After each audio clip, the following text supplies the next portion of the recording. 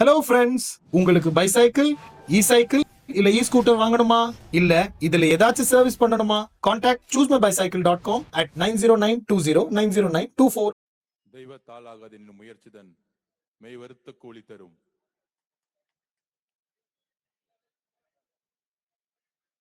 வேட்பாளராக இருந்து, தமிழகத்தின் முதலமைச்சர் வேட்பாளராக இருந்து, இன்றைக்கு நம்மெல்லாம் வாயில சொல்லிட்டே இருப்போம், அண்ணன் எப்ப முதலமைச்சர் ஆவார், அண்ணன் எப்ப முதலமைச்சர் ஆவான்னு. தமிழக மக்களுடைய ஒட்டுமொத்த ஆதரவுடன் இன்று உரிமையுடன் சொல்லுவோம், தமிழக முதலமைச்சர் எங்கள் அண்ணன், தமிழக முதலமைச்சர் எங்கள் தலைவர் திரு சி ஜோசப் விஜய் அவர்கள். இத 6 மாசமா சொல்லும் போது ஒரு கூட்டம் நம்பல. நடிகரு அவருக்கு அரசியல் தெரியுமா? ஆனா ஒன்னே ஒண்ணு சொன்னார் மதுரை மாநாட்டுல, திரு மு.க. ஸ்டாலின் அவர்களே, பூத் கமிட்டி போட்டு நீங்க வீடு வீடா இப்பதான் போயிட்டு இருக்கீங்க, நான் வீடு வீடா போயிட்டு தான் கட்சியே ஆரம்பிச்சேன். அதை சொன்னது நினைவாக்கியது நம்மளுடைய மக்களும் பெண்களும் இளைஞர்களும். ரொம்ப சந்தோஷமா இருக்கு அண்ணன் முதலமைச்சரா இருந்து பக்கத்துல பார்க்கும்போது. நம்மளுடைய பூக்கடை குமார் அண்ணன் அந்த திரு பிரபு அவர்களே, எனக்கு முன்னால் பேசிய பேச்சாளர்கள் திரு ராகுல் காந்தி அவர்களே, தோழர்களே, மாவட்ட பொறுப்பாளர்களே, பகுதி செயலாளர்களே, என்னுடைய வெள்ளிவாக்கத்தில் பயணத்தில் ஒவ்வொரு வீட்டு பெண்களும் இளைஞர்களும் என்ன உங்க பிள்ளையா நினைச்சு வீட்டை விட்டு வெளியே வந்து வரவேற்று, முன்னாள் முதலமைச்சர் மு.க. ஸ்டாலின் அவர்கள், அவருடைய துணைவியார், அவருடைய மருமகன், அவருடைய மகன், அவருடைய மகள், ஒட்டுமொத்த குடும்பமும் வெள்ளிவாக்கத்தில் எனக்கு எதிராக பிரச்சாரம் செய்த பொழுது, தமிழ்நாட்டின் ஒரே தொகுதியில் முதல்வர் குடும்பத்தால் குறிவைக்கப்பட்ட ஒரே நபர் ஆதவ் அர்ஜுனா.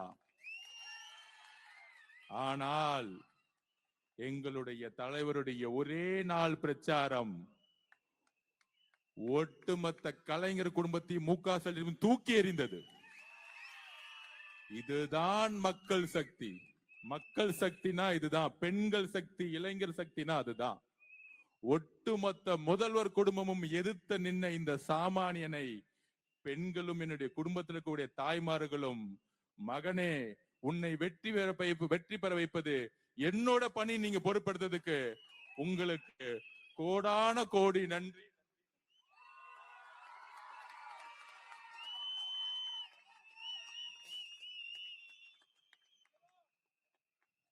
அதை நன்றி என்று சொல்லுவதை விட என் வாழ்நாள் கடமை என்பதை நான் சொல்றேன். அவ்வளவு பெரிய அழுத்தம் என்னை நோக்கி தலைவர் விஜய் அவர்களுக்கு எப்படி ஒரு அழுத்தமோ, ஆளுங்கட்சி ஆகும் பொழுது காவல்துறையும் திமுக குடும்பமும் மிகப்பெரிய அழுத்தத்தை தனிப்பட்ட முறையிலும் பொது வாழ்க்கையிலும் விமர்சனங்களும் கேவலமான பேச்சுகளும் தனிப்பட்ட தாக்குதலும் என்னை மட்டுமே நோக்கியது. எங்களுடைய தலைவரையும் அதற்கப்புறம் என்னையும் கடுமையான சொற்களால் எவ்வளவு அசிங்கமா பேச முடியுமோ எங்களுடைய தலைவர் விஜய் அவர்களையும், அதற்கப்புறம் என்னையும் ஊடகங்களா இருக்கக்கூடிய யூடியூபர்களும் பேசி பேசி பேசி பேசி அண்ணா கூறியதை போல, நீங்கள் பேசி பேசி வலுவலுங்கள், நாங்கள் உறுதியுடன் அந்த பேச்சை கேட்டு வலுவோடு வெற்றி பெறுவோம் சொன்னார் அண்ணா. நாங்கள் தாங்கி தாங்கி வெற்றி பெறுவோம் சொன்னால், அண்ணா கூறியதை போல உங்களுடைய பேச்சுகளை தாங்கி மக்கள் உங்களுக்கு கொடுத்த இந்த சரியான தோல்வி இருக்கிறது.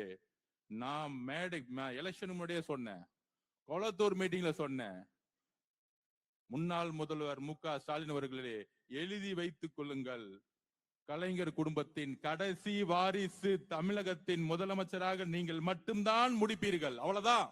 உங்களுடைய குடும்பம் இனி எந்த காலத்திலும் அதிகாரத்தை நோக்கி செல்ல முடியாது. ஏனென்றால் தமிழக மக்களுடைய ஆதரவு இல்ல, ஒட்டுமொத்த பெண்களுடைய ஆதரவுடன் ஒரு தலைவர் உதயமாகிவிட்டார். புரட்சி தலைவர் எம்ஜிஆர் அவர்களால் செய்ய முடியாததை புரட்சி தலைவர் இந்த பேர்த்தோடைய சக்தியோட சேர்ந்து எங்களுடைய தலைவர், புரட்சி தலைவர், எங்களுடைய முதலமைச்சர் இந்த குடும்பத்துடைய இந்த குடும்பத்துடைய ஆதிக்கத்தை தூக்கி எறிந்தார். இது சாதாரண வெற்றி அல்ல. ஒவ்வொரு பெண்களும் கண்ணீர் விட்டு அழுது தமிழக வெற்றி கழகத்துடைய வெற்றி எதனால தெரியுமா கிடைச்சிச்சு? திமுக மு.க. ஸ்டாலின் அவர்களிடையே தமிழக வெற்றி கழகத்தை உருவாக்கியது பெண்கள். இன்றைக்கு சொல்றேன், தமிழக வெற்றி கழகத்தை உருவாக்கியது பெண்கள், அதோடு இணைந்தவர்கள் இளைஞர்கள்.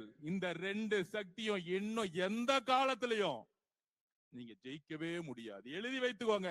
நீங்க என்ன வேணா பொய்யில பேசலாம், சட்டசபையில வந்து பொய்யா பேசலாம், உங்களாலே முடியாது. நான் சொன்னேன், திமுக எப்பயுமே 2வது தாட்டி ஜெயிச்சதா வரலாறே கிடையாது. மு.க. ஸ்டாலின் அவர்கள் 200 தொகுதி ஜெயிச்சிருவேன், 200 தொகுதி ஜெயிச்சிரும் சொல்லும் பொழுது அன்றைக்கே மேடையில் நம்மளுடைய தலைவர் சொன்னாரு, நான் உட்பட குளத்தூர்ல உட்கார்ந்து பேசினேன், உங்க தந்தை கலைஞராலே முடியாது பொழுது நீங்க ஜெயிச்சிருவீங்களா எங்க தலைவர் எதிர்த்துன்னு கேட்டேன் 2வது முறை. இன்றைக்கு கேட்கிறேன், திரு எதிர்கட்சி தலைவர் திரு உதயநிதி அவர்களே, உங்க தாத்தா கலைஞராலே முடியல, உங்க அப்பா ஸ்டாலினாலே முடியல, எங்க தலைவரை நீங்க ஜெயிச்சிட முடியுமா? நின்னு எதிரா பேசிட முடியுமா? தேர்தல் அரசியல்ல நம்ம கிட்ட கிளாஸ் எடுக்கிறாரு தேர்தல் அரசியலை பத்தி சட்டசபையில வந்து. அன்னைக்கு நான் எந்திரிக்கலான்னு இருந்தேன், அண்ணன் வரும்போதே சொல்லிட்டாரு, இன்னைக்கு ஒன்லி நம்பிக்கை வாக்கெடுப்பு தான், நீங்க நம்ம எல்லாம் பேச வேணாம், ஆல்ரெடி மெஜாரிட்டி 150க்கு மேல போயிட்டு இருக்கு, அவங்க பேசினா பேசட்டும், பாவம் எலெக்ஷன் டைம்ல தான் பேச முடியல, இப்ப பேசட்டும், ரொம்ப அடி வாங்கியிருக்காங்க, அடிச்சா அழுவாங்கல்ல, அழுது கலந்துட்டு சட்டசபை விட்டு ஓடி போயிடுவாங்க, சொன்ன மாதிரியே பேசிட்டு ஓடி போயிட்டாங்க. இது நம்மளை பார்த்து பயந்துட்டாங்களாம். இன்னும் திமுக காரனுங்க ஆளுங்கட்சி நினைப்பு, அது அவங்களுடைய பரம்பரை நோய். ஒரு மாசம் வரைக்கும் நாங்க ஆளுங்கட்சின்னு பேசிக்கிட்டே இருப்பாங்க. அப்ப இந்த தேர்தல் வெற்றி நம்ம சொல்றோம் 50 வருடம் கழித்து ஒரு புரட்சிங்கிறோம். அந்த புரட்சி எங்க இருந்து உருவாச்சு? கடைசி 10 நாள் முன்னாடி இந்த புரட்சியை பத்தி யாருக்கும் தெரியல. நேஷனல் மீடியாஸ் கரெக்டா 5 நாளுக்கு முன்னாடி திருநெல்வேலி தூத்துக்குடி அப்புறம் தமிழ்நாட்டுல ஒரு புரட்சி உருவாயிருச்சு, மக்கள் புரட்சி உருவாச்சுன்னு பேசிட்டு இருக்காங்க. ஆனா இன்னைக்கு வரைக்கும் தமிழக ஊடகம் தாவேகா ஜெயிக்குன்னு சொன்னதே இல்ல, கடைசி நாள் ரிசல்ட் வரைக்கும். அப்ப அந்த ஊடகத்தை பாருங்க, 3 தொகுதி ஜெயிப்பாரு, 10 தொகுதி ஜெயிப்பாரு, 20 தொகுதி ஜெயிப்பாரு, 160 தொகுதி திமுக ஜெயிச்சிரும், 200 தொகுதி நாங்க ஜெயிச்சிருவோம் மு.க. ஸ்டாலின் அவர்கள். கூட்டணி கட்சிகள் 25 கூட்டணி கட்சி என்னெல்லாம் பேச்சு பேசினாங்க. ஆனா தமிழக மக்கள், பெண்கள், என் புள்ளைய ஏன்பா இப்படி திட்டிக்கிட்டே இருக்கிற, இதை ஒரு காரணத்துக்கே தூக்கி எறிஞ்சாங்க. என்ன அவதூறுகள், என்ன அவதூறுகள், என்ன தவறு செய்தார் எங்க தலைவர்?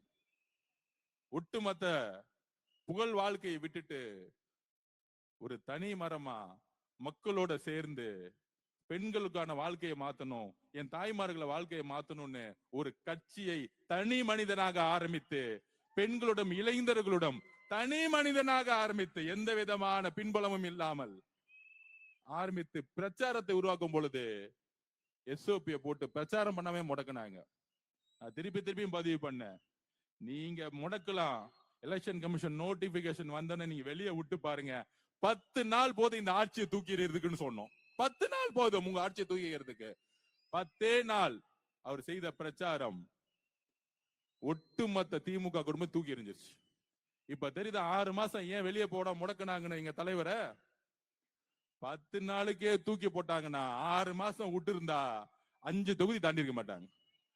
இதுதான் சூழ்ச்சி. 5 தொகுதி தாண்டி இருக்க மாட்டாங்க. 5 தொகுதி திமுக தாண்டி இருக்கு. இந்த சூழ்ச்சிக்கு தான் தலைவரை எந்த பிரச்சாரத்துக்கு வெளியே உள்ள இந்த சூழ்ச்சி எல்லாம் செஞ்சுட்டு விஜய் அவர்களை வீட்டு விட்டு வெளியே வா, இந்த போலி பிரச்சாரம் நோட்டிபிகேஷன் வந்து வெளியே வந்தாருல, தூத்துக்குடி மீட்டிங் பாத்தீங்கல்ல, 10 லட்சம் பேர் ரோட்ல நின்னாங்கல்ல, அங்க மாறியது அரசியல் சூழ்நிலை. கடைசியில திருப்பூர்ல மாறுச்சு, சென்னையில மாறுச்சு. நான் அப்பயே சொன்னேன்,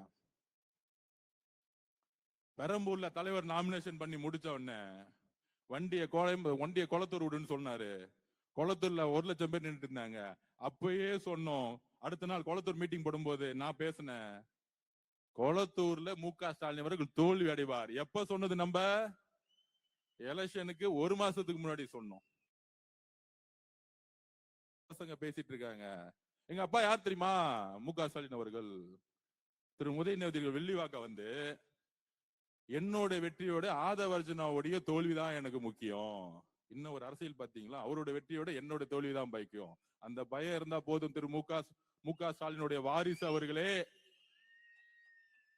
ஆனா நான் இங்கேயும் வேலை பார்த்துட்டு நம்ம தலைவர் பச்சான பிறகு குளத்தூர்ல ஸ்கெட்ச் போட்டு அவர் பிள்ளைக்கும் தெரியல, மு.க. ஸ்டாலின் அவர்களுக்கும் தெரியல.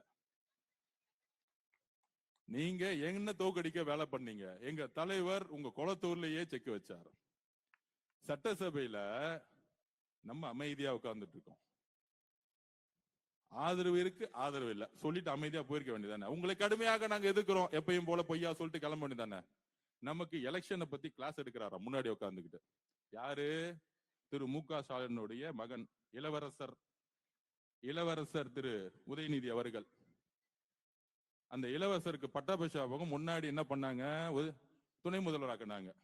இப்ப எதிர்கட்சி தலைவர் ஆக்கிட்டாங்க.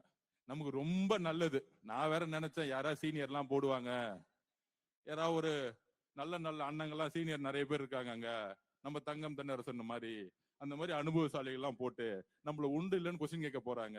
சரி நம்மளும் ரெடி ஆயிடும் நினைச்சேன். இந்த குடும்பம் என்னைக்கும் திருந்தவே திருந்தாது. இவ்வளவு அடிப்பட்டாலும் திருந்தவே திருந்தாது.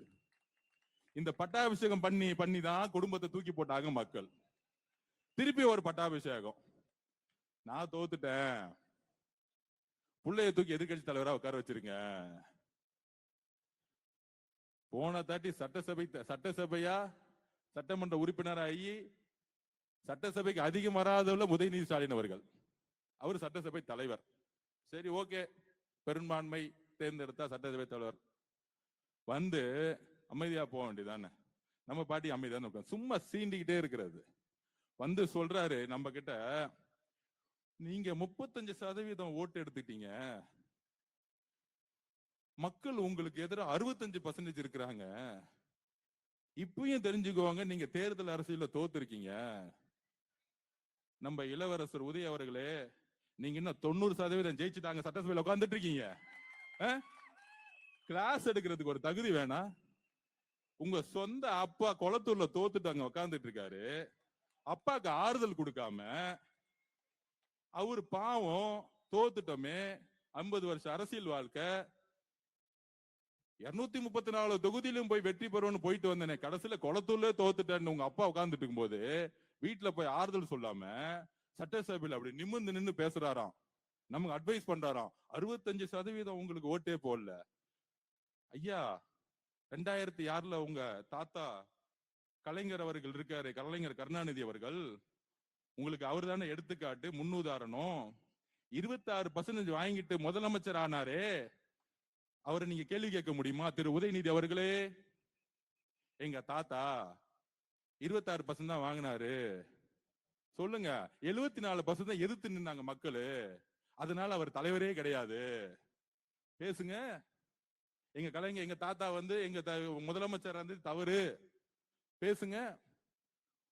உங்களுடைய தாத்தா திரு ஐயா கலைஞர் கருணாநிதி அவர்கள் 26% வாங்கி முதலமைச்சர் ஆகும் பொழுது, உங்க கூட இருந்தவங்க 2006ல கம்யூனிஸ்ட் கட்சிகள் 2 பேரும், கம்யூனிஸ்ட் கட்சியும் கம்யூனிஸ்ட் மார்க்சிஸ்ட் கட்சியும் காங்கிரஸ் கட்சியும் கூட இருந்துச்சு. அவ்வளவு பெரிய கூட்டணி அமைச்சு நீங்க 26% தான் வாங்குனீங்க, 96 தொகுதி ஜெயிச்சீங்க. இந்த அரசியல் ஏன் புதுசுன்னா, 50 வருடங்கள் கழித்து திரு எதிர்கட்சி தலைவர் இளவரசர் உதய அவர்களே, நீங்க ஒவ்வொரு தொகுதிக்கும் 30 கோடி ரூபாய் செலவு பண்ணீங்க. 30 கோடி. இதே வில்லிவாக்கத்துல 5000 ரூபாய் ஒவ்வொரு ஓட்டுக்கும் இங்க இருக்கக்கூடிய உங்களுடைய திமுகவுடைய கேண்டிடேட் கொடுத்தாங்க. கொளத்தூர்ல உங்களுடைய தந்தை 3000 ரூபாய் கொடுத்தாரு. தமிழகம் முழுவதும் சொல்லி வச்ச மாதிரி ஒவ்வொரு தொகுதியில 30 கோடி செலவு பண்ணீங்க.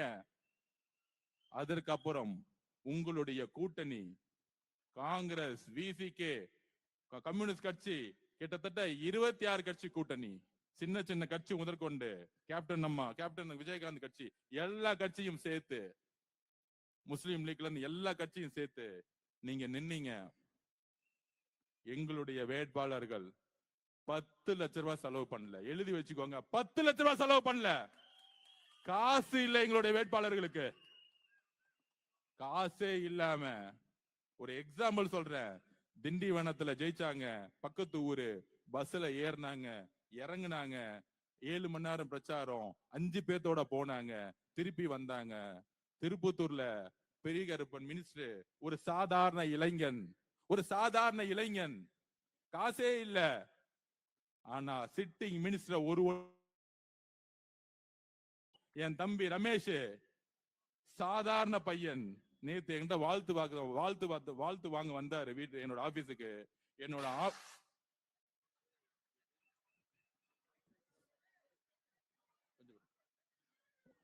வாழ்த்து வாங்க வந்தாங்க. கொஞ்சம் டிஸ்டர்ப் பண்ணாதீங்க. யார் அது? வாழ்த்து வாங்க வந்தாங்க. அப்ப குடும்பத்தோட வந்தாங்க, அவங்க அம்மா, அவங்க அக்கா.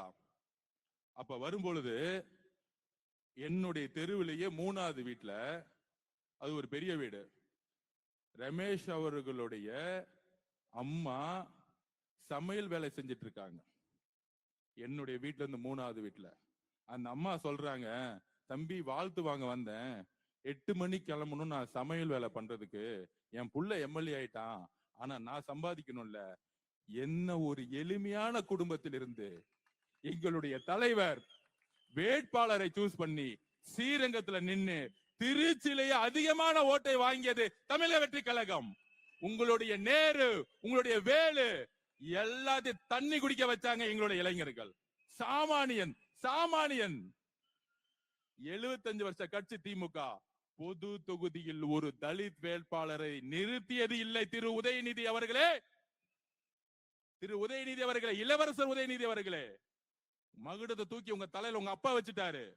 இங்க சாமானியன் இருக்காரு பாருங்க, இளைஞர்கள் பதவியேற்கும் போது பாருங்க, ஒவ்வொருத்தரையும் டிவில ஒரு சாமானியன் ஒடுக்கப்பட்டவன், பிற்படுத்தப்பட்ட மக்கள் ஒவ்வொருத்தரும் கையில 1 லட்சம் ரூபாய் இல்லாதவங்க ஜெயிச்ச லிஸ்ட் எத்தனை தெரியுமா? 92 பேர். 92 பேர் கையில 1 லட்சம் ரூபாய் இல்ல. 1 லட்சம் ரூபாய் இல்ல கையில, சொல்லி வச்ச மாதிரி. இது புரட்சி இல்லையா? திமுக சமூக நீதினு சொல்றீங்களே, எங்கேயாச்சும் தலித் சகோதரர்களை பொது இடத்துல நின்னு தைரியமா ஜெயிக்க வச்சிருக்கீங்களா? எங்க தலைவர் விஜய் அவர்கள் தலித் சகோதரர்களை பொது இடத்துல நின்று ஜெயிக்க வச்சிருக்காரு. எங்க உங்க சமூக நீதி? எங்களது உங்க சமூக நீதி? மத அரசியல தூக்கி போட்டாரு. என் பெயர் சி ஜோசப் விஜய்னு. நான் கிறிஸ்துவ குடும்பத்தில் பிறந்திருந்தாலும் என்னுடைய ஐடென்டிட்டியை நான் மறக்க மாட்டேன்னு சொல்லி மத அரசியலை ஒழிச்சிருக்காரு.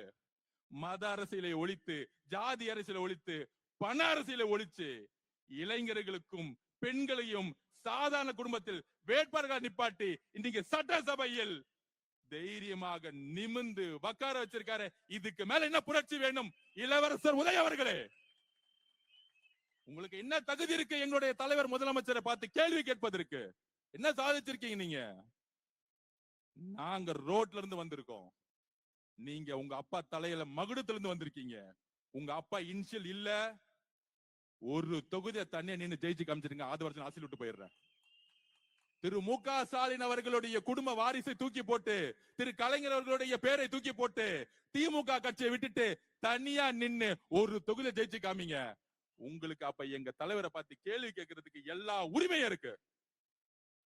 உங்க குடும்பத்தோட ஐடென்டிட்டிலையும் அண்ணா உருவாக்கக்கூடிய கட்சியிலையும் திமுக அந்த இடத்துல கொஞ்சம் ஸ்கெட்ச் போட கொஞ்சம் தவறிட்டோம். சேப்பாக்கத்துல எல்லா போக்கஸும் அவங்க அப்பா மேல இருந்துச்சு. அடுத்தது வச்சுக்கலாம். கேள்வி கேட்டுட்டாங்கல்ல, தலைவரை பார்த்து கேள்வி கேட்டாங்கல்ல, பதில் கொடுப்போம், கரெக்டான டைம்ல கொடுப்போம். அப்ப இது புரட்சி இல்லையா? இதுக்கு மேல என்ன புரட்சி வேணும்? சமூக நீதிக்கான புரட்சி எங்க? இந்த தொகுதியில இந்த ஜாதி அதிகமா இருப்பாங்க, அவனை வேட்பாளரா போடு. அப்படி யாராச்சும் தமிழ் வெற்றி கழகத்தில் வெற்றி பெற்று இருக்காங்களா? சொல்லுங்க. இந்த தொகுதிக்கு 30 கோடி, ஒரு ஓட்டுக்கு 3000, ஒரு தொகுதியில் தமிழக வெற்றி கழகத்துல காசு கொடுத்திருப்பாங்களா? திமுக 3000 கொடுத்தா அதிமுக 1500 ரூபாய் கொடுத்தாங்க. இதே தொகுதியில 1000 ரூபாய் கொடுத்தாங்க. மக்கள் மாற்றத்தை விரும்பினார்கள். மக்கள் கூட்டணி நம்பவில்லை, நல்ல தலைவரை தேடினார்கள். இதுதான் தமிழ்நாடு. நான் எப்பயுமே சொன்னேன், தமிழ்நாட்டு மக்கள், தமிழ்நாட்டு அரசியல் இயற்கையும் நேரமும் சேர்ந்து ஒரு தலைவரை உருவாக்கும்.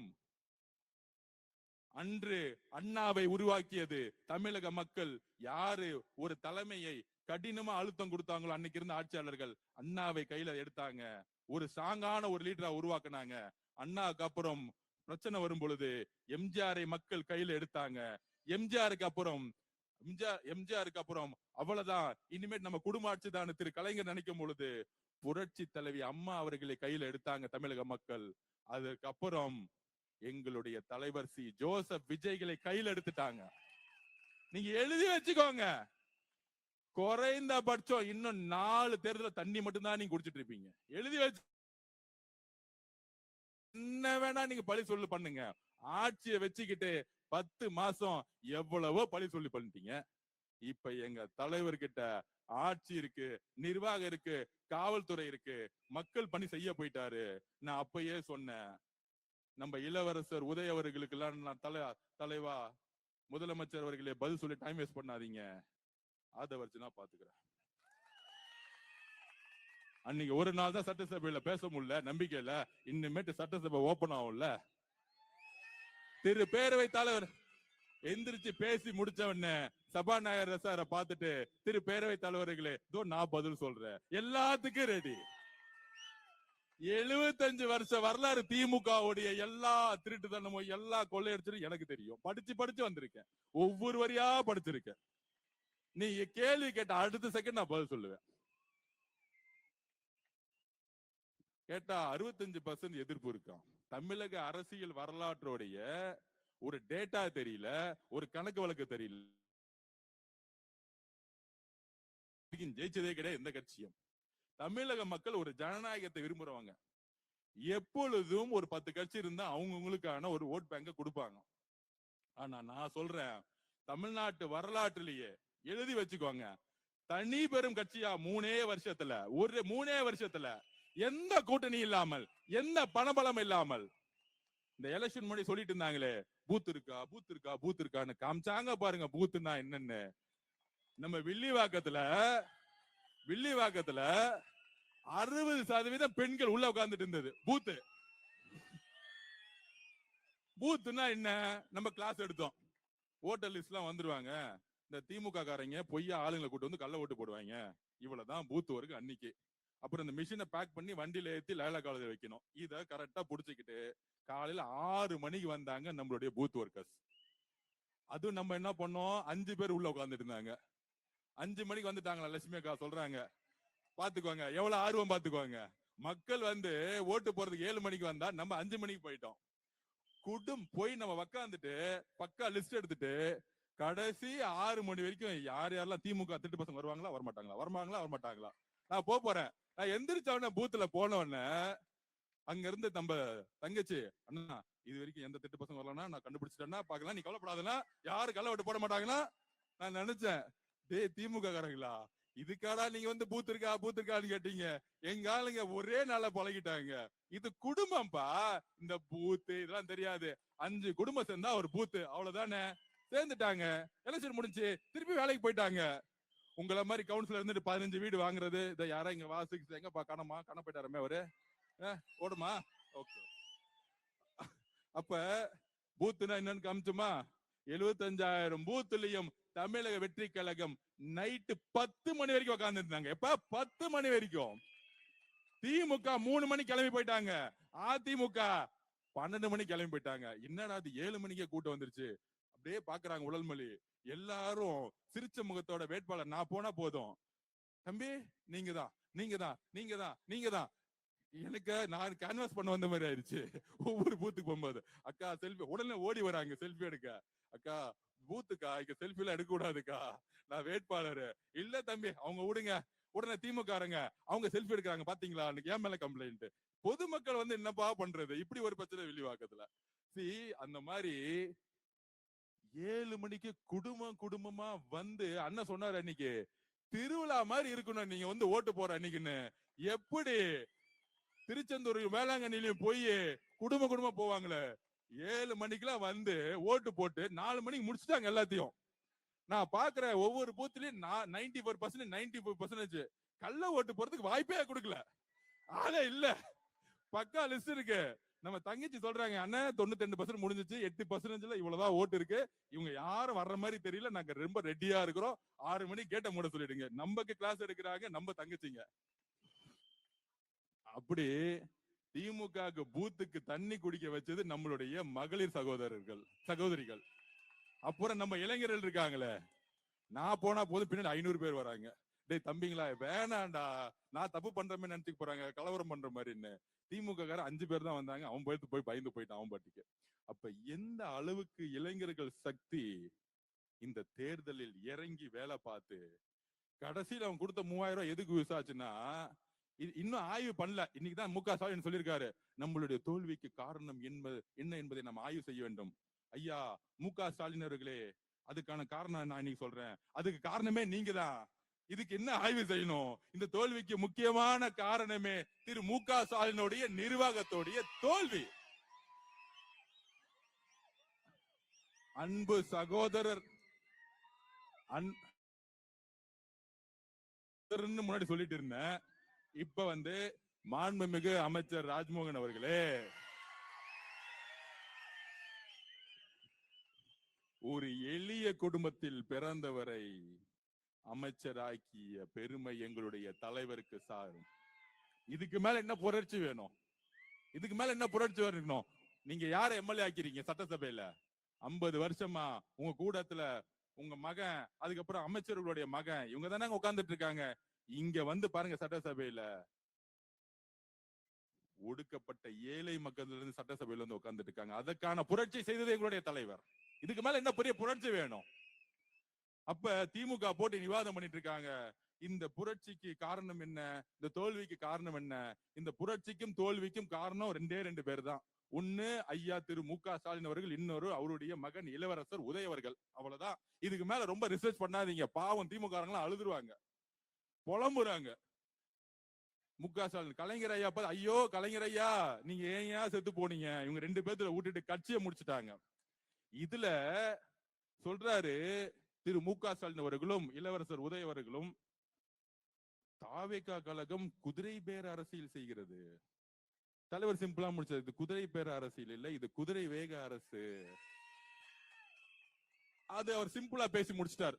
அண்ணா ரொம்ப நல்லவர், அதோட முடிச்சிட்டாரு. ஆனா நம்ம அப்படி இருக்க முடியாதுல்ல, பதில் சொல்லணும்ல. குதிரை பேர அரசியல் யார் நடத்தினது? நான் சொல்லிடுறேன். எல்லாம் ட்ரை பண்ணி பார்த்தாங்க, ரிசல்ட் வந்துருச்சு. நம்ம 108 நிக்கிறோம். சுமார் ஒரு 20 தொகுதியில 500 ஓட்டு 300 ஓட்டுல தோத்து இருக்கோம்.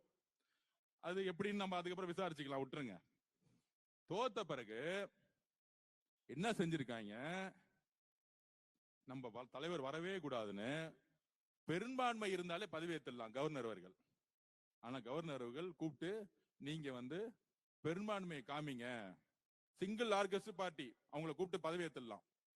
ஆனா கவர்னர் அவர்கள் ஒரு கான்ஸ்டிடியூஷனுக்கு எதிராக 118 காமிங்க, கோர்ட்டுக்கு போனா 1 மாசம் ஆயிடும், வேண்டாம், நம்ம பெரும்பான்மை காமிச்சிரும்னு எடுத்த உடனே முதல்ல வந்தது தலைவர் ராகுல் காந்தி அவர்கள்.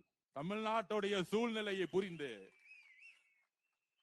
தமிழக வெற்றி கழகம் தலை வணங்குகிறது திரு ராகுல் காந்தி அவர்களை.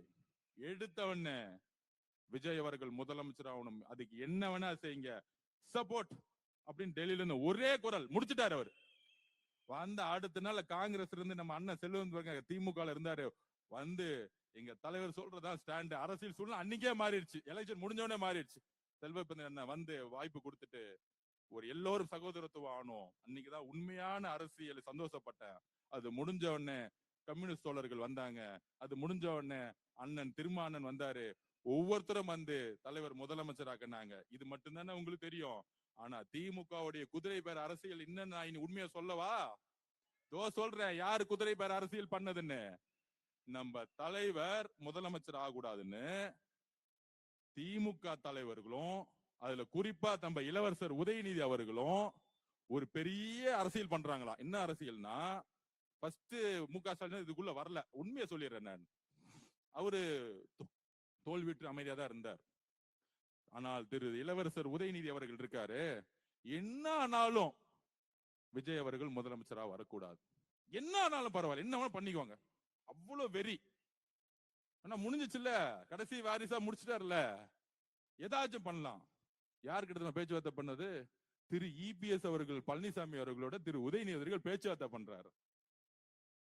திரு உதயநிதி அவர்களும் திரு சபரிஸ் அவர்களும் சேர்ந்து ஆட்சியை முடிச்சுட்டாங்க. அடுத்து திமுக கட்சியை முடிக்கிறதுக்கு வேலை பண்ணிட்டு இருக்காங்க. இப்படிதான் தலைவர் விஜய் அவர்கள் ஏத்து நின்று ஆட்சி போச்சு. இப்ப திருப்பியும் இவர் முதலமைச்சர் உட்கார வைக்க கூடாதுன்னு இபிஎஸ் ஐயா கிட்ட பேசினா என்ன ஆகும்?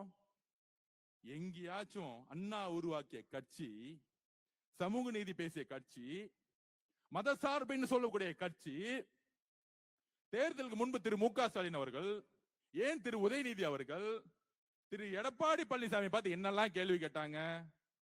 பிஜேபியை தமிழகத்தில் ஆட்சி கட்டில ஏற துடிக்க வைக்கிறது திரு இபிஎஸ் பழனிசாமி அவர்கள். அதிமுக தான். இவங்களுக்கு ஓட்டு போட்டா பிஜேபி ஆட்சிக்கு வந்துச்சு. இது அண்ணா திராவிட முன்னேற்ற கழகம் கிடையாது, இது அமித்ஷா முன்னேற்ற கழகம். இப்படி பிரச்சாரம் செஞ்சது யாரு? திரு மு.க. ஸ்டாலின் அவர்கள். இன்னொருத்தர் யாரு? இளவரசர் உதய அவர்கள். இன்னில இருந்து அவர் இளவரசர்னு வச்சிருவோம். இளவரசர், அந்த இளவரசர் உதய அவர்களுக்கு ஏன்னா பட்டாபிஷேகம் பண்ணி தானே உட்கார வச்சிருக்காங்க. மன்னராட்சி இன்னும் ஒளியில கொஞ்சம் பிசுறு இருக்கு, பாத்துக்கலாம்.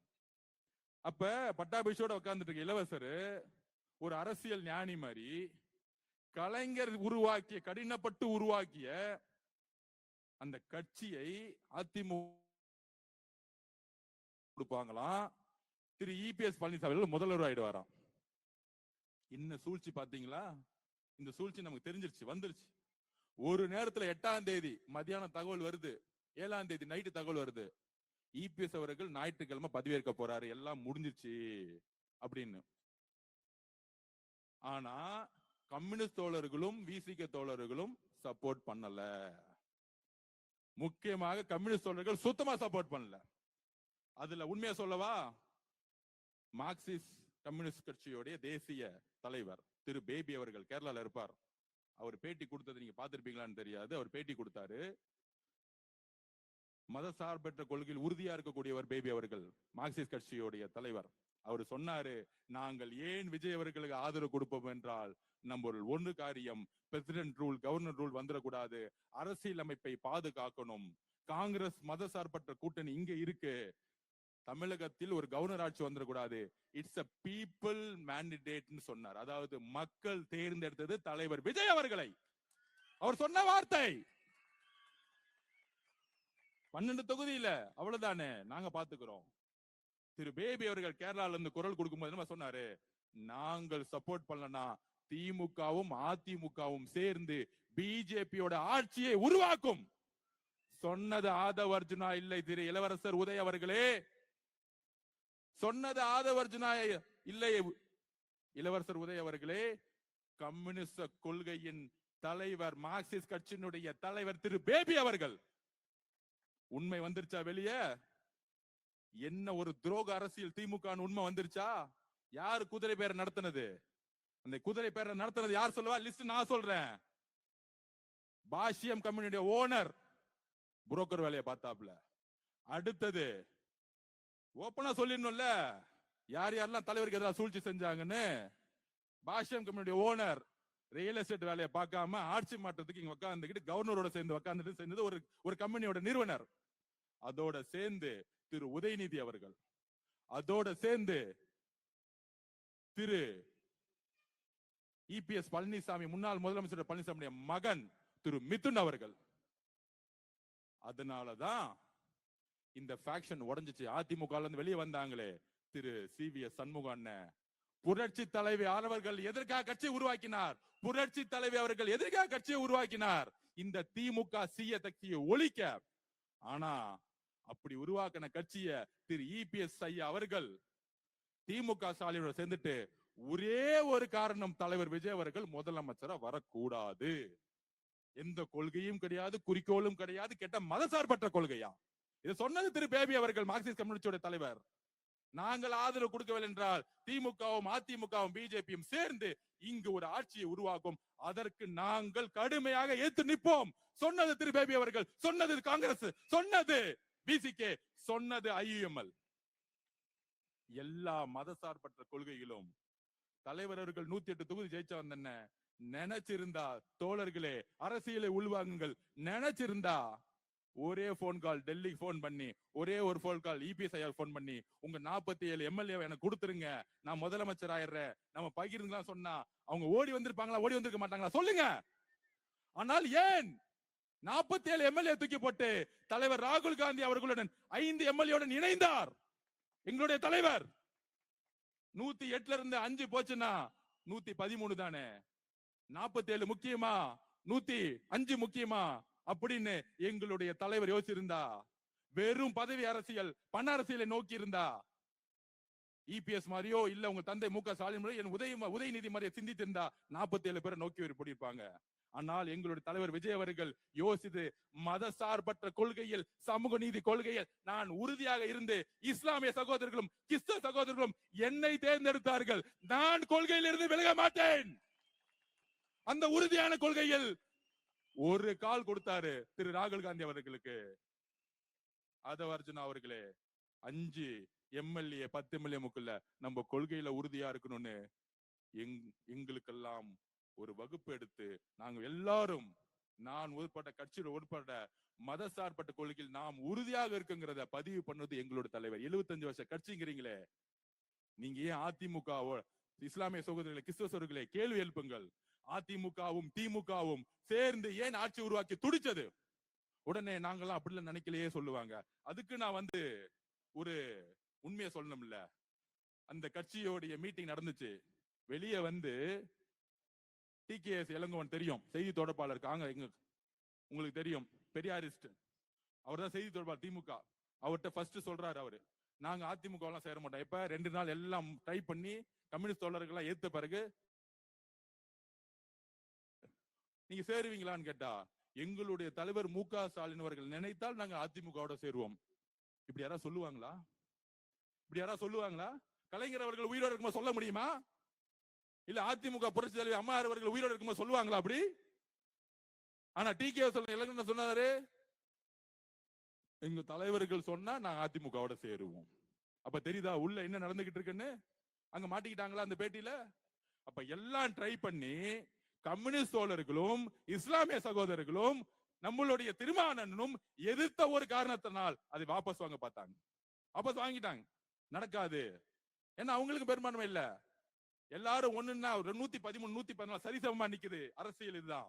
ஆனால் திரு ராகுல் காந்தி அவர்கள் நம்மளுடைய தலைவரை முதலமைச்சராக உறுதியா நின்னு, கம்யூனிஸ்ட் தலைவர்களும் நின்னு, அண்ணன் திருமானம் நின்னு, ஐஎம்எல் இஸ்லாமிய சகோதரர்களும் நின்னு, இன்றைக்கு உண்மையான மதசார்பற்ற கொள்கை கொண்ட தலைவர்களை தமிழ்நாடு உருவாக்கி இருக்கிறது. இதுதான் வெற்றி தமிழக வெற்றி கழகத்திற்கு.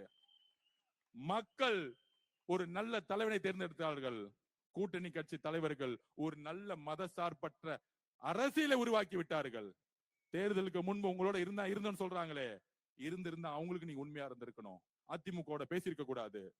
கலைஞர் காலத்தில் எந்த தோல்வி நடந்தாலும், ஏன் கலைஞர் 2 தொகுதி ஜெயிச்சாலும் எப்பொழுதும் தன்னுடைய கொள்கைகளில் விட்டு கொடுத்தது கிடையாது. ஆனால் அவருடைய மகன் திரு மு க ஸ்டாலின் அவர்கள், இளவரசர் உதய் அவர்கள் கட்சியை மதிக்கிறது இல்ல, கூட்டணியை மதிக்கிறது இல்ல, கொள்கையை மதிக்கிறது இல்ல. பணம் பணம் பணம், இதுதான் அவங்களுடைய மிகப்பெரிய தோல்வி. இப்ப தெரிஞ்சா என்ன உண்மை நடந்துச்சுன்னா, அந்த 5 நாள் நாங்க தூங்கி 10 நாள் ஆச்சு. இன்னைக்கு நேத்து நைட்டு தான் தூங்கின. தலைவர் முதலமைச்சரா 144 பேர் ஜெயிச்ச பிறகு அன்னைக்குதான் எங்களுக்கு தூக்கம் வந்துச்சு. அதுலயும் பாருங்க திமுகவோட சூழ்ச்சி. திருப்பத்தூர்ல ஒரு எம்எல்ஏ ஜெயிச்சோம், கேஸ ஃபைல் பண்ணாங்க. அந்த கேஸ உடனடியா கொண்டு வந்தாங்க சண்டே. அந்த சண்டே கேஸ் கொண்டு வந்து அன்னைக்கு ஆர்குமெண்ட் பண்ணாங்க. சென்னை உயர்நீதிமன்றம் எப்பொழுதும் சண்டே கேஸ் எடுத்ததே கிடையாது. திமுகவோட வழக்கறிஞர்கள் எல்லாம் போய் கேஸ் நடத்துறாங்க. அந்த எம்எல்ஏவை ஓட்டு போட விடக்கூடாதுன்னு சொல்லி வச்ச மாதிரி ஓட்டு போடுறதுக்கு, அதாவது நம்பிக்கையில்லா தீர்மானம் நடக்கிறதுக்கு ஒரு நாளுக்கு முன்னாடி ஸ்டே கொடுத்துட்டாங்க, ஒரு ஓட்டு போடக்கூடாதுன்னு. திமுகவோட சூழ்ச்சி தெரிஞ்சா அப்ப உடனடியா சுப்ரீம் கோர்ட் போனோம்.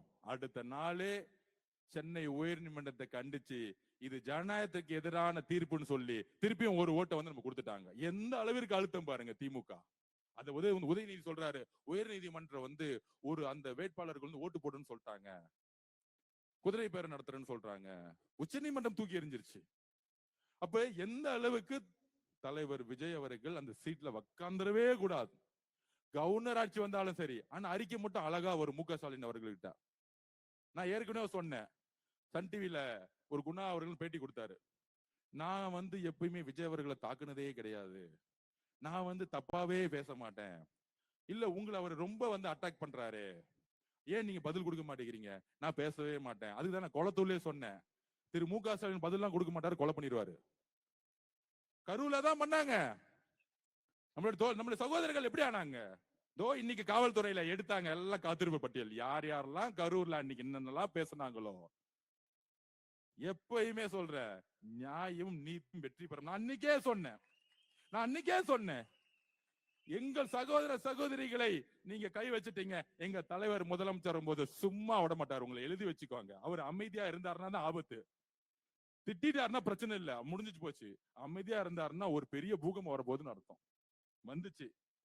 அப்படி எந்த அளவிற்கு அவரை முதலமைச்சர் உட்கார கூடாது, கொள்கை ஏற்று நம்மளை பார்த்து குதிரை பேரன்னு சொன்னாங்களே, அதிமுகவும் திமுகவும் சேர்ந்து குதிரை பேர அரசியல் செஞ்சது நீங்க. திரு இளவரசர் உதய அவர்கள் பேச்சுவார்த்தை நடத்துது அவர்தான். திரு இளவரசர் உதய அவர்கள், பாஷம் கம்பெனியுடைய ஓனர், அதுக்கப்புறம் திரு மித்துன் அவர்கள், மூன்றும் இணைந்த கூட்டணி வந்தாங்க. கனிமொழி மேடம், எங்க அப்பா உருவாக்கின கட்சி இப்படி செஞ்சீங்க, ரிசைன் பண்ணிட்டு போயிட்டோம்னு சொல்லிட்டு போயிட்டாங்க. அவங்க எதிர்ப்பு உள்ள இருந்து, நான் உள்கட்சியில நடந்துச்சு சொல்றேன். கனிமொழி மேடம் இருக்கக்கூடிய ஒரு கொள்கை அரசியல் திரு இளவரசர் அவர்களுக்கு கிடையாது, உதய அவர்களுக்கு கிடையாது. கடுமையான எதிர்ப்பு. கலைஞர் அவர்கள் யாரு பயணிச்சாங்களோ கடுமையான எதிர்ப்பு. இந்த காலத்திலும் நீங்கள் அதிமுகவோட சேரக்கூடாது, ஜனநாயகத்தை மதிப்போம்னு சொன்னாங்க திமுக கூட இருக்கக்கூடிய சில நல்லவர்கள். அதுக்கப்புறம் தான் திரு மு க ஸ்டாலின் அவர்கள் கம்யூனிஸ்ட் எல்லாம் வாபஸ் பண்ணிட்டாங்க, நம்ம அமைதியா ஒரு ஸ்டேட்மெண்ட் ரெடி பண்ணிட்டார் நல்லவர் மாதிரி, நாங்கள் ஜனநாயகத்தை மதித்து எதிர்கட்சியா நடத்துவோம். அது நீங்க என்ன சொல்றது, மக்களே தீர்ப்பு கொடுத்துட்டாங்க. ஐயா நீங்க எதிர்கட்சி தலைவராக கூட இருக்கணும், வீட்டுல அமைதியா உட்காந்து ரிட்டையர்மெண்ட் ஆகும். நான் அன்னைக்கே சொன்னேன், கொளத்தூர்ல என்ன நடக்கும், கொடைக்கானல் போகும்போது லைலக்காலை வாசல் சொன்னேன், அவர் ரெஸ்ட் எடுக்க போகும்போது இந்த எலெக்ஷனோட நிரந்தரமா அவர் ஓய்வு பெற போறாரு, கொடைக்கானல் இருந்து ஸ்டார்ட் பண்ணிட்டோம், அடுத்தது ஊட்டி போட்டு நான் பேட்டி கொடுத்தேன். நான் பேட்டி கொடுக்கும் போதெல்லாம் சீரியஸா இல்ல, இப்ப எல்லாம் எடுத்து போட்டுட்டு இருக்காங்க. எப்படி ஆதவச்ச சொன்னதெல்லாம் கரெக்டா நடந்துகிட்டே இருக்கு. நடந்துச்சா இல்லையா? வந்து சேருவாங்க ஒரு நாள். எங்க தலைவர் எப்பொழுது மதசார்பற்றுகள் உண்மையா இருப்போம்னு புரியும் பொழுது அங்க வந்துருவாங்க சொன்னாங்க. எண்ணி 10 நாள்ல ஒட்டுமொத்த கூட்டணியும் எங்க தலைவருக்கு ஆதரவு கொடுத்தாங்க. ஏன்? எங்க தலைவர் அதிமுகவோடு பேசல, 47 எம்எல்ஏ பேசல, திரு ராகுல் காந்தி அவருக்கு அழைப்பு கொடுத்தார். அப்படி சபையில அப்படி அந்த பதவியேற்பு பாருங்க, பக்கத்துல ராகுல் காந்தி அவர்கள், பக்கத்துல அண்ணன், என்ன ஒரு கண்கொள்ளா காட்சி, என்ன ஒரு 2 நண்பர்கள் மாதிரி, 2 சகோதரர்கள் மாதிரி. அப்ப இதெல்லாம் முடிச்சுட்டு, இந்த சூழ்ச்சி எல்லாம் முடிச்சுட்டு, அவர் பதவியேற்பு முடிச்சுட்டு மெஜாரிட்டி ப்ரூவ் பண்ணோம். அப்ப அதிமுக உடைஞ்சிச்சு. உடனே அதிமுக வந்து இவங்க வந்து உடைச்சிட்டாங்க. ஐயா அதிமுக உடைச்சது நாங்க இல்ல, அதிமுக உடைச்சது திரு உதய அவர்களும் திரு மிதுன் அவர்களும் திரு இபிஎஸ் அவர்களும். யாராச்சும் போய் திமுகவோட சேர்ந்து அலைன்ஸ் பேசுவாங்களா? புரட்சி தலைவர் அவர்களுடைய கொள்கை, புரட்சி தலைவி அவர்களுடைய கொள்கையை தூக்கி எறிஞ்சிட்டு இபிஎஸ் அவர்கள் முதலமைச்சர் ஆகிறதுக்கு தன்னுடைய மகன் மிதுனை வச்சு வேலை செய்யறாங்க. 47 எம்எல்ஏ வச்சுட்டு யாராவது முதலமைச்சர் ஆவாங்களா? அப்ப அவங்களுடைய சூது பாருங்க. அப்ப உள்ள இருக்கக்கூடிய புரட்சி தலைவி அம்மா கூடிய விசுவாசமா இருக்கக்கூடியவங்க வெளியே வந்துட்டாங்க. இன்னுமேட்டு இந்த கட்சி திரு இபிஎஸ் பழனிசாமி அவர்கள் இருந்தா எந்த காலத்திலையும் இந்த கட்சி ஜெயிக்காது. 14 தேர்தல் தோத்துட்டாரு. அம்மா அவர்கள் கட்சியை காப்பாத்தணும். அதுக்காக தான் எங்க தலைவர்கிட்டையும் எங்க பொதுச்சாளர்கிட்டையும் எங்ககிட்டயும் பேசினாங்க. அப்ப எங்க தலைவர் எப்பயுமே ஒண்ணு சொல்லுவார், எனக்கு ரொம்ப பிடிச்சவங்க புரட்சி தலைவர், அவருடைய வாரிசு நானு, புரட்சி தலைவி அம்மா தைரியம் பிடிக்குன்னு, அவங்க உருவாக்கிய கட்சியை நம்ம காப்பாத்தணுமா காப்பாத்த கூடாதா? சொல்லுங்க மக்களே, சொல்லுங்க. அவங்களுக்கு ஆதரவு கொடுக்குமா கொடுக்க கூடாதா? நான் எப்பயுமே சொல்லுவோம், நாங்க தலைவர் டிவிகேவும், ஏன் டிவிகே அதிமுகவை எதிர்த்து கொஸ்டின் கேட்க மாட்டேங்குதுன்னா, புரட்சி தலைவரும் புரட்சி தலைவியும் உருவாக்கக்கூடிய தொண்டர்கள் டிவிகே பக்கம் எப்பயே வந்துட்டாங்க. ஆனா அந்த கட்சியை வழிநடத்தக்கூடிய திரு இபிஎஸ் அவர்கள் திமுகவுடைய பின்புற வாசலியாக நட்புறோட இருக்காரு, பிஜேபியோட உறுதியா இருக்கிறாரு. இவர் இருக்க வரைக்கும் அதிமுக அழிவு காலம். எங்களுக்கு இபிஎஸ் ஐயா அவர்களோட உடன்பாடு கிடையாது. ஆனால் அதிமுக இருக்கக்கூடிய தொண்டர்களுடன் அண்ணன் தம்பியா நாங்க பழகிட்டு இருக்கோம். திமுக தீய சக்தி அப்படின்னு சொன்னது புரட்சி தலைவர், திமுக தீய சக்தின்னு அப்படி சொன்னது புரட்சி தலைவர் அவர்கள். அவர்களுடைய மொழியை நாங்கள் உள்வாங்கி இருக்கிறோம். அப்ப அங்கிருந்து வரவங்களை அந்த கட்சியை காப்பாற்றணும் சொல்லும் போது அவங்கள நம்ம அரவணைத்தே ஆகணும். ஏனால் அதிமுகவை காப்பாற்றப்படணும். பிஜேபி பின்புற வாசலாக அதிமுக வந்துச்சு. இப்ப அவங்க நாங்க பிஜேபியோட எந்த காலத்திலும் சேர மாட்டோன்னு தலைவர் அவர்களிடம் உறுதிமொழி கொடுத்திருக்காங்க. அந்த பக்கமே நாங்க போக மாட்டோம். அது அவங்களால நாங்க 4 தேர்தல் தோத்துட்டோம். அதனால நாங்க உறுதியா சொல்றோம், நாங்களும் மத சார்பற்ற கொள்கையில் உறுதியாக இருக்கிறோம் அப்படின்னு சொன்ன பிறகுதான் தலைவர்கள் ஆதரவு கொடுத்தாரு. இதுதான் உண்மை. இதை கூட்டணி கட்சி எல்லாத்திலையும் விளக்கணும். இந்த அதிமுக ஒரு இபிஎஸ் தலைமையில் இருக்க வரைக்கும் தானே இந்த பிஜேபி வந்துகிட்டு இருக்கு. அப்ப அந்த அதிமுகவுடைய புது ஃபேக்டர்ஸ் பிஜேபி கூட இருக்க மாட்டாங்கன்னு உறுதிமொழி கொடுத்துட்டாங்க. இவங்களை நம்ம நம்பி பார்ப்போம். அதுக்கு மேல உறுதி இல்லைன்னா உடனே நம்ம வாபஸ் வாங்க முடியுங்கிறத ஒரே ஒண்ணுதான். இது குதிரை பேரம் அல்ல. புரட்சி தலைவி அம்மாவுடைய கட்சியை யாரும் தூக்கிட்டு போயிடக்கூடாது. திமுக அழிச்சிடக்கூடாது, பிஜேபி அழிச்சக்கூடாது. இதுக்குதான் இவ்வளவுதான் ஐடியாலஜி. அதான் ஆல்ரெடி 125 பேர் ஆதரவு வந்துருச்சு. பெரும்பான்மைக்காக முடிஞ்சிருச்சு எலெக்ஷன். சபையில எங்களுக்கு மெஜாரிட்டி இல்லைன்னா தானே நாங்க போய் குதிரை பேரத்துல ஈடுபடணும். ஒட்டுமொத்த மத சார்பற்ற கொள்கையிலும் திமுக விட்டு வந்துச்சுன்னா எங்க தலைவர் மேல இருக்க நம்பிக்கை மட்டும் இல்ல, மக்களுடைய ஆதரவை அவர்கள் ஜனநாயகப்படி மதிக்கிறார்கள். மக்கள் மீது நம்பிக்கை வச்சுதான் ஜனநாயக சக்திகள் வந்தார்கள், வேற எதுவும் கிடையாது. உங்களை மாதிரி 1000 கோடி கொடுத்து ஒரு கூட்டணி கட்சி உருவாக்குறதுக்கு எல்லாம் காசு இல்ல. டிவிக்கு இல்ல, குதிரை பேலம் பண்றதுக்கு எல்லாம் முதல் காசு இல்ல. இங்க 2 லட்சம் ரூபாய் இல்லாம எம்எல்ஏ ஆயிட்டு வந்திருக்கோம். ஆதவர்ஜுனா வெள்ளிவாக்கத்துல 1 ரூபாய் கொடுக்கல, எழுதி வச்சுக்கோங்க. இப்ப சொல்றேன், ப்ரூவ் பண்ணுங்க. நண்பர்களே சொல்லுங்க, நம்ம ஓட்டு காசு கொடுத்தோமா? 3 வேளை சாப்பிட்டோம், ஒன்னா சேர்ந்து ஓடணும், ஜெயிச்சோம், அவ்வளவுதானே வரலாறு. நீங்க எங்க இருந்து இறக்குனீங்க? திரு மோகன் அவர்களுடைய எம்எல்ஏ மோகனுடைய பிள்ளை அமிச்சிங்களே, 100 கோடி ரூபாய் மொத்தமா செலவு பண்ணார். 5000 ரூபாய் கொடுத்து ஜெயிச்சாரா? 19,000 ஓட்டுல வில்லிவாக்கத்துடைய பெண்களும் இளைஞர்களும் என்ன ஜெயிக்க வச்சிருக்காங்களே, அது 1 ரூபாய் காசு கொடுத்து நான் வாங்கல. மக்கள் அன்பையும் நம்பிக்கையும் தலைவர்கிட்ட கொடுத்தாங்க, அதே மாதிரிதான் என்கிட்ட கொடுத்திருக்காங்க. அதுக்கு நான் எப்பயும் உண்மையாவும் நேர்மையாவும் உறுதியுடன் இருப்பேன். இந்த 10 நாள் நான் ஏன் பேசல தெரியுமா? 108 தொகுதி ஜெயிச்ச பிறகு என்னைக்கு ஃப்ளோர் டெஸ்ட்ல தலைவர் ஜெயிக்கிறாரோ அன்னைக்குதான் பேசணும்னு நினைச்சேன். அதான் அடுத்த நாள் வந்துட்டேன். அதுவும் நான் நன்றி சொல்ல மட்டும்தான் வந்தேன். நேத்து தலைவர் முன்னாடி நின்னுகிட்டு பொய்யா பேசினார் பாருங்க, அப்பயே முடிவு பண்ணிட்டேன், அடுத்த நாள் வில்லிவாக்கத்துல கூட்ட போடு. இது பதிலாம் கிடையாது. எல்லா உண்மையும் இந்த 10 நாள் இந்த திமுகவும் அதிமுகவும் என்னெல்லாம் சேர்ந்து தலைவருக்கு எதிராக சூழ்ச்சி செஞ்சது சொல்லி ஆகணும். நம்ம சொல்லணும்ல மக்களுக்கு, நம்ம கட்சிக்காரங்களை புரிய வைக்கணும்ல. நமக்கு ஆளுங்கட்சி ஆனவனே தலையில கர்வம் கிடையாது. இன்னைக்கும் உறுதியா நிக்கிறோம். எதிரி கட்சியா நாங்க பாக்குறது. அதனாலதான் தமிழ்நாட்டில் முதல் முறையாக எங்கள் தலைவர் உங்கள் வீடு தேடி வந்தார். முதலமைச்சரான பிறகு திரு மு.க. ஸ்டாலின் அவர்களை வீடு தேடி வந்தார். அகங்காரம் அல்ல, தமிழக மக்களுடைய கடமைகளை நாம் நிறைவேற்ற வேண்டும். உங்களை நாங்கள் மதிக்கிறோம். உங்களுடைய தோல்வி தேர்தல் அரசியலோட முடிஞ்சிச்சு. நாங்க வெற்றி பெற்றோம், எங்களுக்கு கர்வம் கிடையாது. ஆதவர்ஜுனா கர்வம் கிடையாது. ஆனால் எங்கள் தலைவரை தொட்டா நாங்க பதில் சொல்லுவோம். அதை சும்மா இருக்க முடியாது, அதை நாங்க அமைதியா இருக்க முடியாது. ஏன்னா அது மக்களை தொட்ட மாதிரி. உண்மைகளை சொல்லணும். நாங்க பொய்யா சொல்லல. என்ன நடந்துச்சோ எல்லா தப்பையும் செஞ்சுட்டு நாங்க தப்பு செஞ்ச மாதிரி சொல்லக்கூடிய அவதூறுகளுக்கு நாங்க பதில் சொல்லுவோம். நாங்க ஆளுங்கட்சி ஆயிட்டோம், அதிகாரம் வந்துருச்சு. ஆனா அந்த அதிகாரம் மக்களுக்கானதுங்கிறது நாங்கள் உறுதியோட இருக்கிறோம். ஒவ்வொரு தனிநபருக்கானது கிடையாது. அந்த அதிகாரம் பணபலத்தை உருவாக்குவது அல்ல. நன்றி அறிவிப்பு கூட்டத்தை முன்னாடி சொல்லுவாங்க பொதுவா எல்லா கட்சியும். நாங்க பண்ணது என்னன்னா, நேரா போய் கவர்மெண்ட் ஆபீஸ் போயிட்டு எல்லாரும் வாங்க, எல்லா டிபார்ட்மெண்டோடைய செக்ரட்டரிஸ் வாங்க, போலீஸ் கமிஷனர் வாங்க, எல்லாம் போயிட்டு நான் 30 நாள் வீதியா நடந்தேன், எல்லா பிரச்சனையும் எனக்கு தெரியும், இந்த ஃபைலை புடிங்க, 10 நாள் டைம் இருக்கு, இதை எல்லாம் சரி செய்யறதுக்கு உங்களுக்கு என்ன தேவை, அரசு ஊழியர்கள் உங்களுக்கு என்ன தேவை, ஆர்டர் போடல ஆதவர்ஜுனா, உங்களுக்கு என்ன வேணும்னு சொல்லுங்க, 10 நாள்ல அதை செஞ்சு கொடுக்குறோம். ஆனா இங்க நல்ல ரோடு வேணும், நல்ல தண்ணி வேணும், டாஸ்மார்க் 5 கடைக்கு மேல இருக்கக்கூடாது, ஊருக்கு ஒதுக்குறமா கொண்டு போயிடுங்க, ட்ரக்ஸ்ங்கிறதே இருக்கக்கூடாது.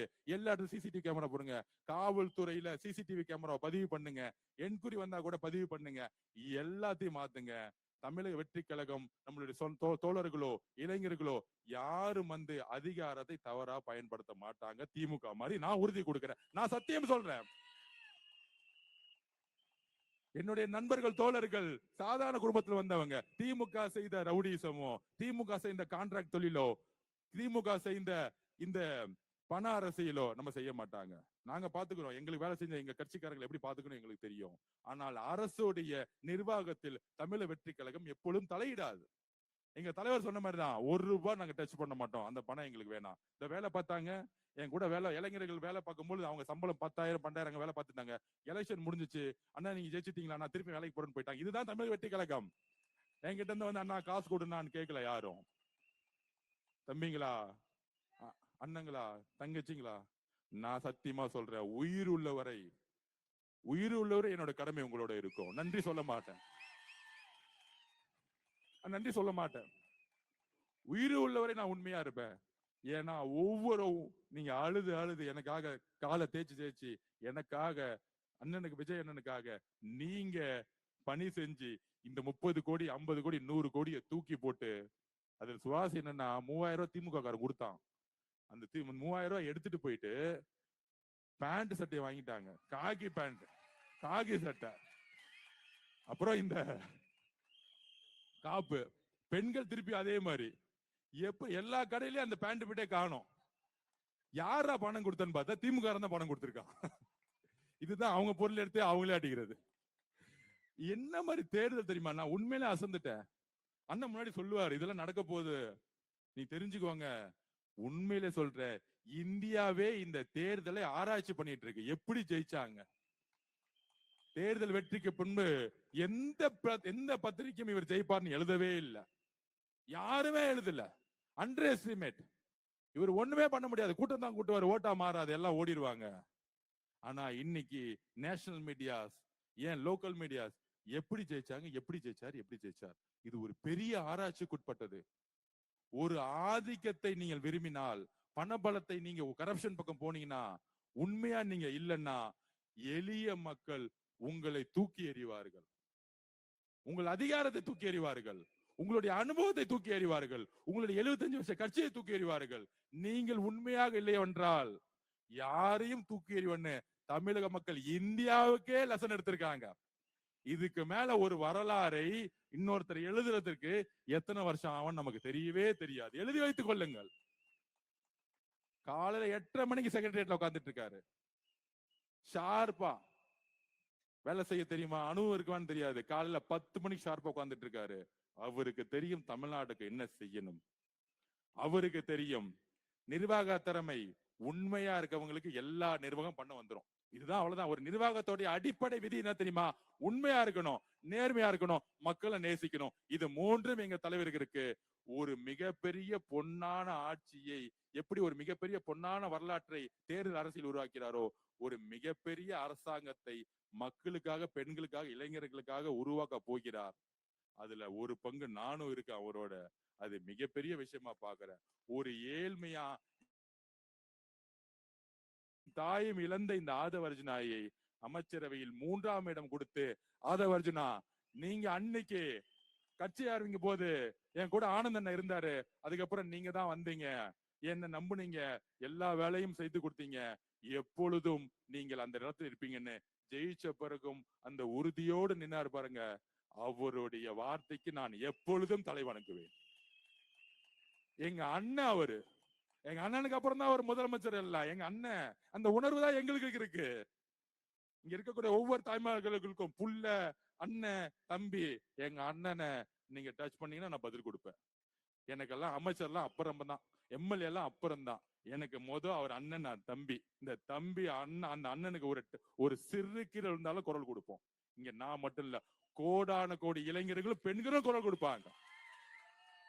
அதனால இளவரசர் உதய அவர்களே, சட்டமன்றத்தில் உங்களுடைய வார்த்தைகளை கவனமாக உண்மையாக பேசுங்கள் அப்படிங்கறத வலியுறுத்துகிற எங்களுக்கு நீங்கள் எதிரிகள் கிடையாது. உங்களுடைய ஜனநாயக கடமையை நீங்கள் ஆற்றுங்கள். தவறு செய்தால் சொல்லுங்க, திருத்திக்கிறோம். நீங்க தலைவர் தவறு செய்தா தவறா இது அப்ப பாத்துக்கோங்கன்னு சொல்லிடுவார். அவர் ஜனநாயகவாதி. தவறு செய்தால் தெரிந்து தவறு செய்யறது கிடையாது. சொன்னா அடுத்த செகண்ட் சரியாயிடும். இது ஒன்னும் காவல்துறையை வச்சு அடக்குமுறை பண்ணி கைது செய்து உங்களை மிரட்டி பழி வாங்கக்கூடிய அரசு அல்ல. அந்த அரசியல் அல்ல அது. யாரையும் பழி வாங்கக்கூடிய அரசியல் கிடையாது. தேர்தல் அரசியலில் நாங்கள் நின்னோம். நீங்க நிக்கவே கூடாதுன்னு நினைச்சீங்க. அதையும் மீறி வெற்றி பெற்றுட்டோம். இனி மக்களுக்கான பணியை செய்யற 50 வருஷ பணியை 5 வருஷம் செஞ்சு முடிப்பார். எழுதி வச்சுக்கோங்க, எழுதி வச்சுக்கோங்க. என்கிட்ட இப்ப கேட்டாங்க, 700 கடையை மூணா 8,000 கோடி சேல்ஸ் டவுன் ஆகுது. அத பினான்ஸ் செக்ரட்டரி எங்க தலைவர் சொல்லியிருக்க மாட்டாரா? அப்ப எங்க தலைவர் என்ன முடிவு எடுத்தார்? மக்களோட உயிரை விட 8,000 கோடி பணம் முக்கியம் அல்ல. மக்களுக்கு 1000 ரூபாய் நீங்க பேங்க்ல போடுறமே, அதோட முக்கியம் டாஸ்மாக் கோடிய மிகப்பெரிய பிரச்சனை, டஸ்ட் பிரச்சனை. அதுதான் முதல்ல அவர் கையில் எடுத்தார். அதுதான் முதல்ல கையில் எடுத்தார். மக்களுக்கு தேவையான அந்த 1000 ரூபாய்ங்கிறது கடமை, அண்ணன் கொடுக்கிற கடமை. அதே நேரத்துல டாஸ்மாக் கோடிய மக்களுடைய பிரச்சனை இருக்கு, அதுக்கு நான் சரி செய்யறேன்னு 700 கடையை தூக்கி போட்டாரு. 8,000 கோடி இல்லைன்னாலும் பரவாயில்ல. இந்த அரசியல் நல்ல அரசியல் இல்ல, மக்களுக்கான அரசியல். வெறும் நல்லதோட முடிச்சிட முடியாது. ஒரு 24 மணி நேரம் சதா மக்களை பத்தி யோசிக்கக்கூடிய ஒரு தலைவனாலதான் அப்படி யோசிக்க முடியும். அதை உருவாக்குவார் என்று சொல்லி என்னுடைய மாண்புமிகு அமைச்சரை வரவேற்று அவருக்கு நான் பேசணும்னு சொல்றேன். இந்த பயணம் மிகப்பெரிய பயணமா இருக்கும். உறுதியா இருங்க, நம்ம தான் ஜெயிப்போம். அண்ணன் சொன்ன மாதிரி கான்பிடண்டா இருப்போம். நன்றி, வணக்கம்.